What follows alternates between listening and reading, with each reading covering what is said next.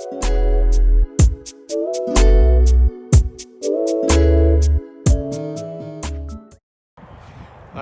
I didn't start the video. I kind of feel bad. Me and Lucas went and just fixed my Cobalt, hopefully. Haven't drove it yet, but I got my new axle in today. I used the Saab axles. I'll get back to you when I'm in the barn. What matters, we got the old axle out. I'm just hoping this doesn't creak. I don't think it will. If we got good luck. Alright, like I was saying, I bought these axles right here. These are the old ones, obviously. But I bought, these are Saab axles, the Aero axles, the Saab 9.3 Aero axles. They're just a little stiffer.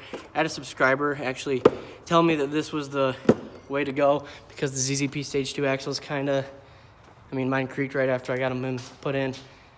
And I do have the F40 swap, so if you guys are wondering, that's why. So did this subscriber that I was talking to. I'll put his Instagram up if you guys want to follow him. Sorry, I'm out of breath, but put the new axle in. It's the Saab, it's like an 06 to 09 or 2010 9.3 Aero axle, and they use the same 6-speed. Made sure everything fits. The splines fit perfect. They look different, but they're the same size. The axle intermediate shaft is bigger. Boots look a little bit different, but everything fits. It's a little bit shorter than the axles I had on, which actually makes me think that they're gonna work better because my old axles were binding, and that was because I thought they were too long. I think these are gonna work. I haven't drove it yet, so I could be totally wrong right now, but I did film after we put it on, just before this. I actually put the clip after this, but I didn't film me putting it on. I don't know if that's a bummer to anyone, but it's kind of boring. You just gotta take the tie rod out, and then the lower control arm, there's a little clasp on it. Pull it off, then you can fold the rotor all the way down. Pop the axle out, the center nut, push it forward, make sure you don't mushroom it. And then pop it out of the rotor, and then you pull the rotor down with the whole assembly, the whole brake and whatever assembly. You also have to take out your 2 bolts for your strut tower on the bottom, or the coilover as I have it.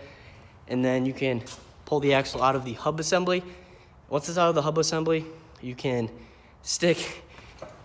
actually twist and pull. There's a little lock washer down in the splines down here. As you can see, that holds it on. So you gotta make sure that the split side open. When you're turning it, it'll come out. You just feel it, you keep turning and pulling. Came up pretty easy on mine. And hoping it works. I tried to run through everything if you guys haven't done it yet. Bolt everything back up. It is a 2-person job. I was not able to do it by myself, but everything's done. Torque it to 180 foot-pounds when you're done. It's a size 36 axle nut, just in case you guys were wondering. And not a hard task. It took us 25 minutes, just me and him. We've never done an axle before, so take that with a grain of salt. I don't know.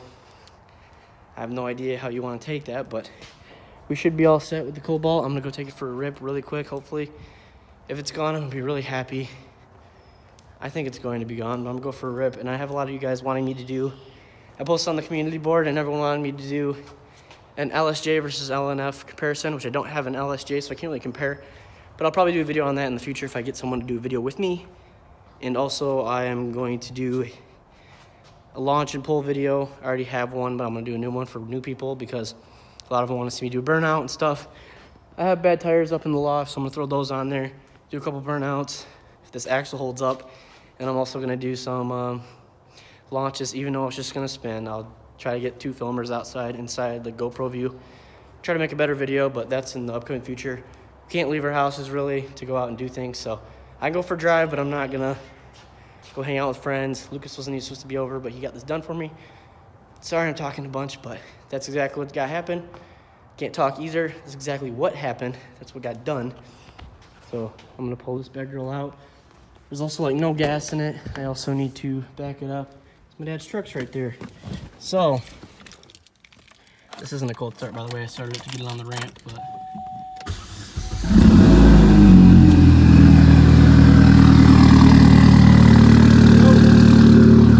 pull her out, take it for a rip really quick, and then that'll be it. Just wrap up the video there. Alright, just backed out of here. Didn't make any creaks, so let's see. I'm just gonna drive down my driveway because I have to go eat. But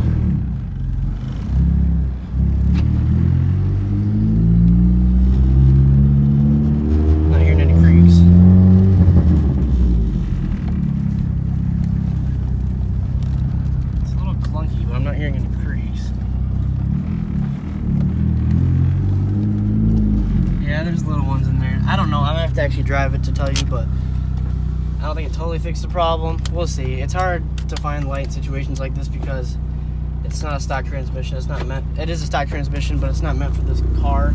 So the axles have to be shorter. But I'm just gonna see how this works out. Maybe it's not my axle. I don't know. It has to be though. I have no idea what else it would be. But I'll get back to you guys when I go for a real drive. I'm just gonna go eat real quick. All right. I don't have a lot of gas. I'm going for my first legit drive since I put the axle in. A little nervous, to be honest. It was making a little bit of creaks, like I said before, so I had no idea what to expect.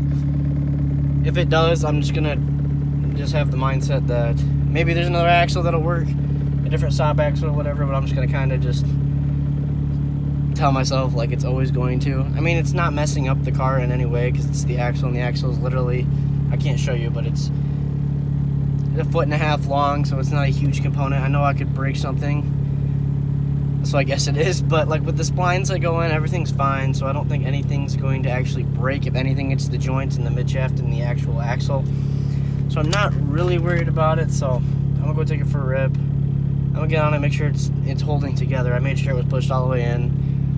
The nut is torqued down all the way, so we'll see how she rips. Maybe it's something else. I have no idea. I've had some guy said it could have been the brake pad or something, but it's just too much of a defining click and like a thump that it's not like something stuck in something. So I'll give it a rip. I'll try to film. There's, once again, anyone watching, there's videos of me doing real pulls on this, so don't be upset if it's just a little pull. I also don't want to get in trouble because I don't like speeding necessarily, so I don't really go that fast. I know a lot of people want me to do like top speed runs and stuff, but I'm not the kind of person to do that. I'm not really the guy that just goes 180 on the highway. It's not me.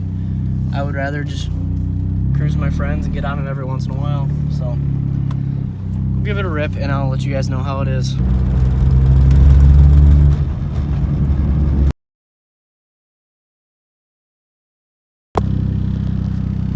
Alright, so this is a tight turn to take a left, so tell me.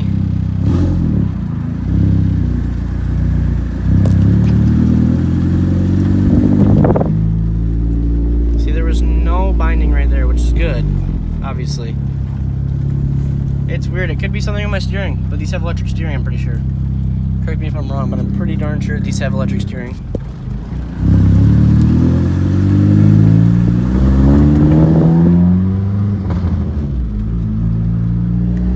Well, it's not doing it, so I'm gonna go give it a little ripski, see how she holds up.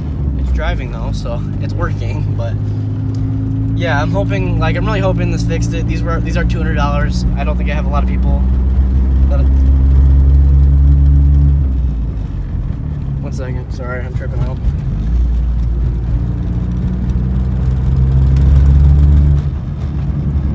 Nope, something's wrong.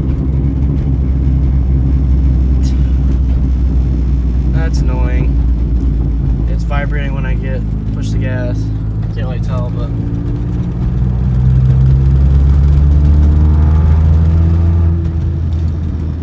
yeah, it's not good. I gotta take it out. It's so annoying. Well, it's not creaking. I guess I could try to find something different. The splines went in. Everything is in how it's supposed to be, so I don't know why necessarily it would not be working the right way, but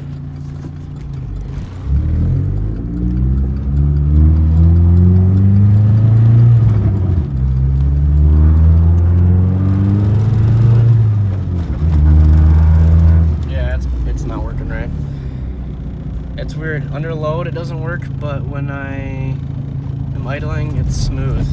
We'll see. I have no idea. I have to look into this. So that's where we're stuck on the video. Still have not fixed the axle yet, even though I thought we did. So I'm gonna pull this back in. I don't know what else I'm gonna do. So I'll get back with you guys when we get a conclusion. Alrighty, Babe diagnosed the situation. So this is the old axle nut. It's got this flange on it, and this might be the reason why it's vibrating. Because the one it came with doesn't have a flange. It's just, imagine this without a flange. It's just a nut. And this has a flange, obviously. And I didn't put it on because I left it with the old one. So the only thing that would make sense, I'm gonna take this back off, and that it's that I have to use the old nut I don't know how big of a difference that makes, but the guy I talked to, I put up earlier on the put his Instagram page up earlier. That's the guy that told me, make sure you put the washer on. I didn't have a washer, so this must be what I need. So I'm gonna take my wheel off, I'll time lapse it, take everything off, and I'll have to wait till Lucas gets here with the tool because I don't have a 36mm socket. So I'll be right back.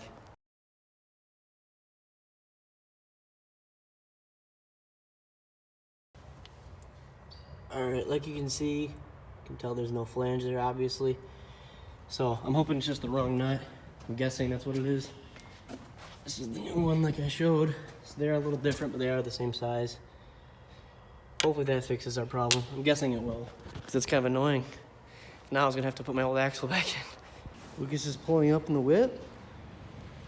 So now we're gonna throw this bad boy back on.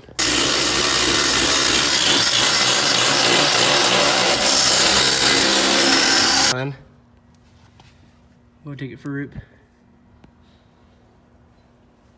See if everything's working. Nothing's loose though.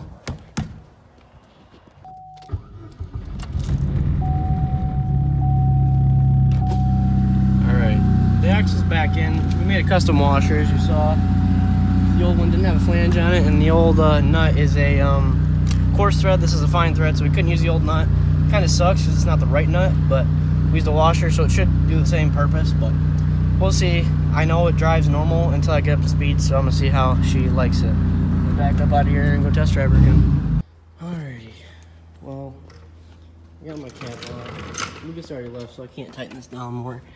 But what's weird is that the old axle didn't do the wobble thing, but this does. But with the old axle, it creaked. This doesn't creak, but I don't know how bad my intermediate shaft is. I have to check that, so I'm gonna jack it up. And I also have a bad intermediate, like, steering shaft, I think, because it's a little crunchy and wobbly when I turn the wheel, kind of loose. So I'm just gonna jack it up, see if stuff's loose, go from there, I guess. Kind of bummed out. I don't know. All right, ending the day off. Part 1 of fixing the broken Cobalt once again. I checked my intermediate shaft. Looks like it has brand new bearings in it. There's no play. There's no play in the axle. I could retighten it, but Lucas left, so I can't tighten it now and tell you guys. But if you guys have any suggestions, I checked my steering intermediate joint, I guess. Everything looks fine. My steering is a little clunky, like I said before, but everything's fine. Nothing's loose. That's what I don't understand. I mean, you can hear the little clicks back there. Everything's fine. There's no movement. So I have no idea what's going on. So, to be continued. If any of you guys have any suggestions, let me know. I'll be researching it, but I got no idea. Everything under this car is brand new. That's why this is so weird to me. Worst comes to worst, I have to put my old axle in, drive it to ZZP, give them my new axle, say, hey, you guys did my old axle. Just fix the creaking, fix everything. I don't know. It's getting annoying, but hope you guys have a good night. And I'll see you guys later.